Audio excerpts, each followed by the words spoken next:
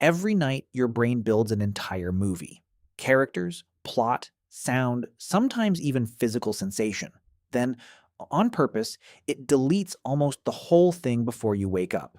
No other experience in your life gets erased this completely, this fast, this consistently. And for decades, nobody could explain why. Then, scientists found the switch.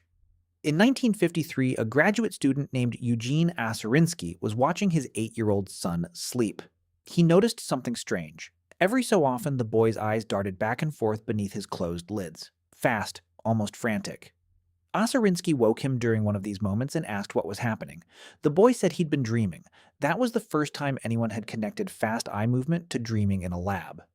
Aserinsky had just discovered REM sleep, and with it, a doorway into a part of the brain nobody had ever measured before. Here's what happens in that doorway every single night. You fall asleep. Your brain cycles through several stages, each one deeper than the last. Then, about 90 minutes in, something shifts. Your eyes start moving rapidly behind closed lids. Your muscles go almost completely limp, paralyzed on purpose so you can't act out what's happening in your head. And your brain somehow becomes more electrically active than it is when you're awake. This is REM sleep. This is where almost all of your dreaming happens, and this is also where the forgetting begins, before the dream has even finished. To understand why, you have to understand what memory actually requires. Every memory you've ever kept, your first day of school, a conversation from last week, needs a specific chemical to get written into long-term storage. That chemical is called norepinephrine. Think of it as ink. Without it, your brain can experience something in full color and detail and still fail to write any of it down. During REM sleep, your norepinephrine levels don't just drop. They flatline. Your brain is running the most vivid, immersive experience of your entire day, and it is doing so with almost no ink in the pen. This isn't a malfunction.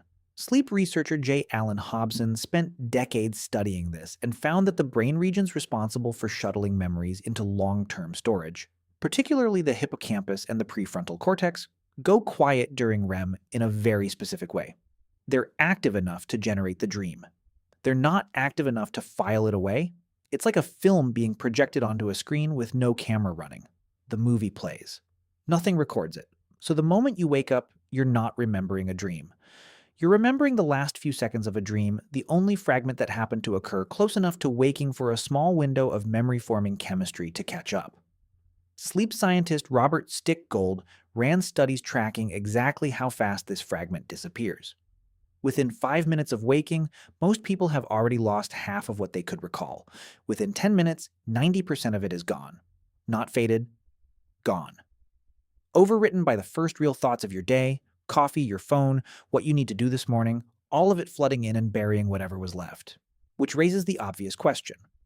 If your brain has the ability to remember things in vivid detail, why would it build a system specifically designed to erase this one category of experience? Evolution doesn't waste energy on accidents. If dream forgetting happens this reliably in every human, every night, across every culture ever studied, it's not a bug, it's a feature. So what is it protecting you from? The leading theory comes down to confusion. Your dreaming brain doesn't distinguish well between what's real and what's imagined. Inside a dream, you can fly, hold conversations with people who are dead, walk through a version of your childhood home that doesn't exist. If your brain treated these experiences the same way it treats real memories, filing them into long-term storage with the same weight as an actual event, you would wake up with a memory bank contaminated by things that never happened. Some researchers believe this is part of why memory and dreaming can't run on the same system without conflict. The brain has to choose, and every night it chooses forgetting. This changes what a dream actually is. Not a message, not a story your brain is trying to tell you, a process, a piece of overnight maintenance so thorough that erasing the evidence is part of the procedure. But here's where it gets stranger. Dream recall isn't uniform. Some people remember dreams constantly. Others almost never do. And it's not just a matter of who has more or less interesting dreams. Researcher Deirdre Barrett found that the biggest predictor of dream recall isn't dream vividness at all. It's how someone sleeps, specifically how many times they wake up during the night, and how gradually or abruptly they do it. People who wake up slowly, drifting up through the stages of sleep, tend to remember almost nothing.